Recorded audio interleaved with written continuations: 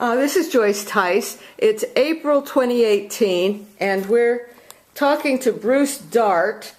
The Baptist Church is getting ready to celebrate their 175th anniversary. And Bruce is going to tell us about that history and show us some pictures.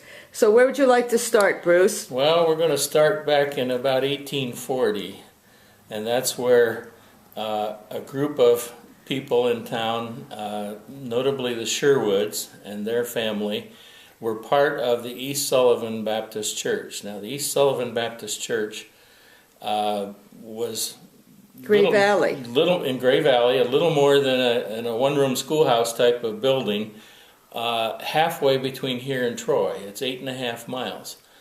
Now, 8.5 miles by horse and buggy today over those roads would still be a rather monumental trip, but those guys made it, and the roads that they were accustomed to were probably not much more than a cow path, and they made that trip every week. It must have been a whole day event to go out there and go to church and back. So that was in 1840. The Sherwood family came here in 1839, and it made sense for 8 of those folks to withdraw from the East Sullivan Baptist Church and form a branch of the Baptist Church here in Mansfield. Like many of the early churches, they met in somebody's home, and they eventually decided to, including, I heard, up on Pickle Hill, which my family has a background up there, so I relate to that. But at any rate, and it was named for a pickle family, by the way. That's completely apart from all this. William Pickle. Yeah, Pickel. That's right. They don't spell it right. But at any rate, the early days, they had some home meetings, and then they eventually decided to build a church. When they decided to form the Baptist Church in 1840, they met at the Sherwood home, and that's a source of confusion within the history in itself. And I could talk about the whole time about Sherwoods, because there's a ton of information there. And Andrew Sherwood, one of the grandsons,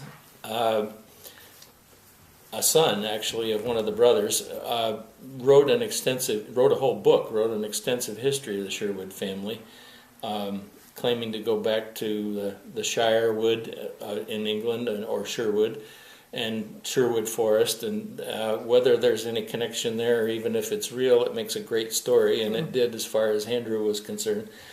But at any rate, in 1840, they met at the Sherwood home and decided to form a church, and there were 10 of them, plus they enlisted, and we started with Daniel Sherwood, and I don't know where we got a hold of these. Yeah, that's good, Bruce. Daniel Sherwood came here from Marathon, New York in 1839. That's where I came from before I moved back. Wow. I don't even know where it is, but at any rate, he had been a member of the New York State Legislature, and he went from Marathon to Albany by horseback in those days, which must have been a monumental journey too. But I mean, that's what they were used to. That's all they did. It's 2.5 hours by interstate from Marathon. I can't imagine by horse. Anyway, Daniel came here with his family, and he was the prime reason they started the church. And he was here with his son and their wives. Daniel Lee Sherwood was one of the founders. He came extremely close to being our only governor from Mansfield, Pennsylvania. Really? He was in the Senate of Pennsylvania, and he had risen to be the Speaker of the Senate, a job now held by the Lieutenant Governor, and then he decided to get out of politics before he was going to run for governor. But Daniel L. Sherwood was another one who was one of, there are several of them, but Daniel Lee Sherwood was one of the Sherwoods who had an impact on the founding of the Mansfield Normal School, or Mansfield Classical Cemetery. And there are some interesting stories about some of that too. One of the other founder, and of course Daniel, and I don't have a picture of Reverend Abijah, who was, for sake of clarity, they call him Daniel L. and Deacon Daniel, or the Honorable Daniel and Deacon Daniel between the father and son to try Well, they and kept sort it that straight. out. I don't have a picture of the first pastor, although I have many of them someplace. This is his wife, Maria Sherwood, who was also listed as one of the founders. And Thomas Gerald is another one who was a founder and early trustee. Was he also a minister or not? No. No, okay. That's a nice picture, too. However, he was an ancestor of Esther and Barbara Gerald. Right. And we have a lady in our church right now, Tracy Rash, Al Smith's daughter, that Tracy is also related to Mr. Thomas Gerald. And it's kind of cool that we still have someone in the church 175 years later who's related to some of the founders. One of the other ones was, and I have to refresh my memory because it goes back and forth with so many of these. Oliver Elliott, and this is the Oliver Elliott family. Oh, that is beautiful. And it's wonderful that we have the whole family. Oh, that is beautiful. I'm going to want a copy of that one. Well, you can have it. I've got several, so wonderful. I would share that. He one with was. you. He had a shoe store right across the street there. That little white building next to the Baptist church was Oliver Elliott's shoe store. The one that's right next there right now happened to be built in 1916. Well, that's not the one When the then. parsonage was built. The earliest church was built on the opposite corner from where the church is now, and Really? when they formed the meeting to discuss the church, they met at the Sherwood home, and one would presume that would be at Deacon Daniel's home. Well, it wasn't, or sort of. It happened to be the home of Albert Sherwood. Albert was was not listed as one of the founders, although he's a son of Deacon Daniel and the brothers of the brother of the others who were founders. But he owned the house where they met. And they all lived in the same house. So yes, it was the Sherwood house, but it was Albert's house. And Albert owned a lot of the land around town. He owned like 20 properties. Wow. Including the land for which the church was, where the church was built.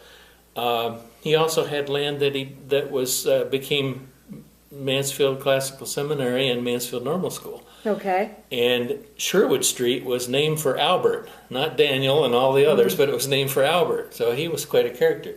I couldn't fathom how a whole bunch of the family had all been listed as founders. They met at his house, and yet he wasn't listed as one of the founders.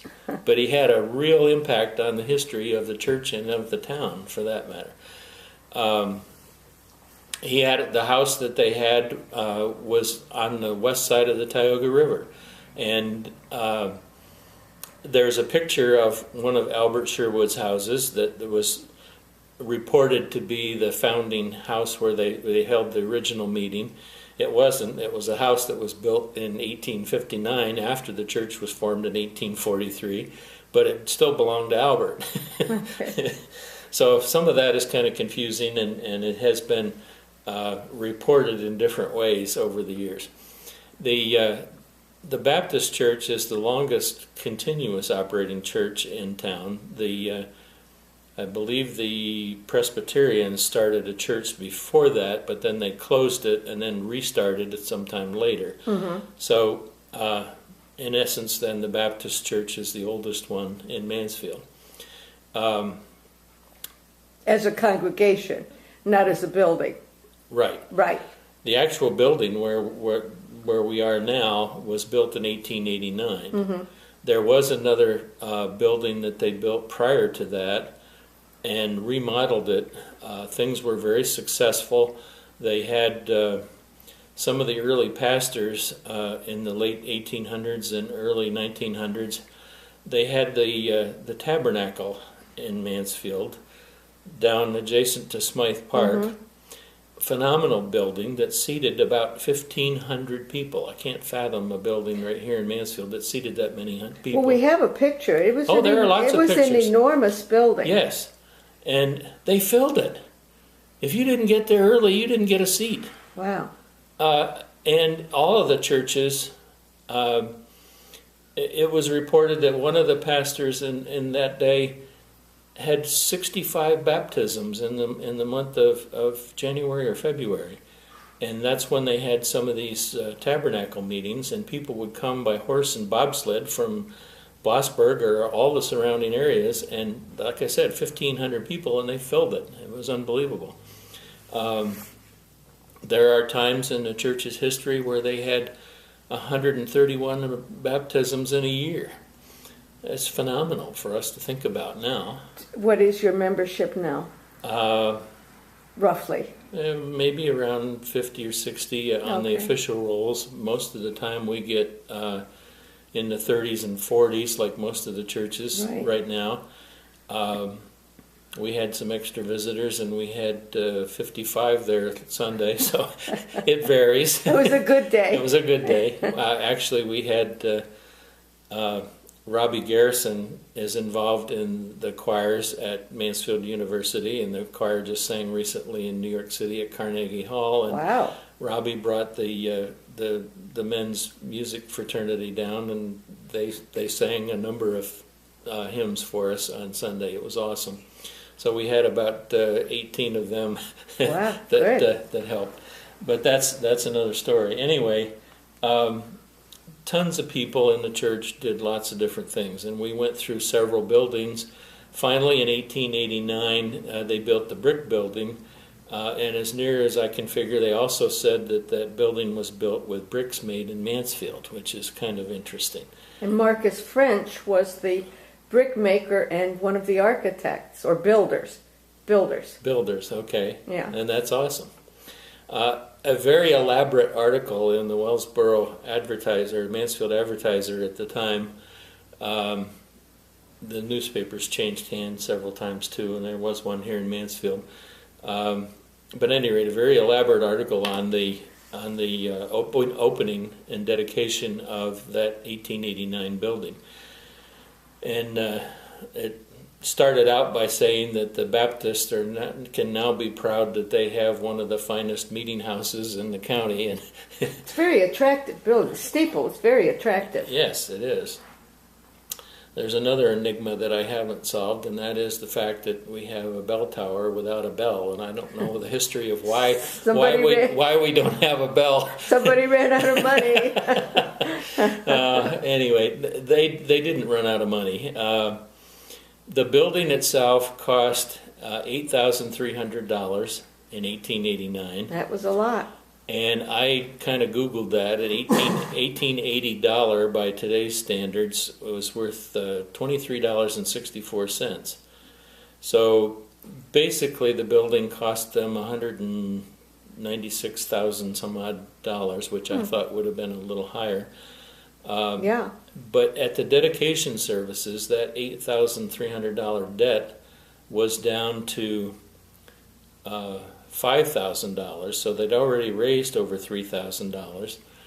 And it was an interesting, the article in the paper at the time talked about this Reverend McClymont who came to Mansfield to preach the dedication service. And he was a stranger in Mansfield, it said, but should he ever decide to come here again, he would be most royally welcomed, because at the dedication service, after Reverend McClymont got done with his sermon, the debt on the building had been reduced by another $3,000 down to $2,000. Right there on the spot. Wow. That would have amounted to about a $70,000 collection, which would be awesome today. Oh, 7,000 would. 7,000. Yeah, all of that would be pretty good. But very interesting parts of the history, and several of the stained glass windows. One was dedicated to the Elliott family. The other largest window was dedicated to the Clark family. And it drove me nuts to try and figure out why several of the smaller windows were dedicated to people after World War II. And then I found out that the small windows had been replaced and dedicated to a number of them. There were 4 who were in World War II that at least 2 of them died in World War II, maybe 4 of them did, but at any rate they were dedicated to 4 of them.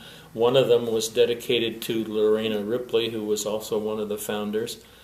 But a marvelous story of history. We went through a number of pastors. I think we're up to 35 or something like that. In the early days of the church, most of the pastors only served 2 or 3 years, and occasionally one 4 or 5 or 6, but rarely would they ever serve more than a couple of years. And consequently, they would serve a couple of years, and then somebody else would serve as pastor, and then maybe this person came back. There are 3 pastors that served more than one term, and one of them was Reverend Abijah Sherwood, who was the first and the 4th pastor. And between those 2 and the at least 3 years when they started, it's figured that Reverend Abijah was pastor for at least close to 20 years. Discontinuous. But it wasn't continuous. Right. Yeah. He also preached in New York State at 2 different places, in Mount Morris, and there was another place in New York, and then he preached in Del Mar and in Stony Fork. Okay. My direct ancestors came down here from Vermont in 1817.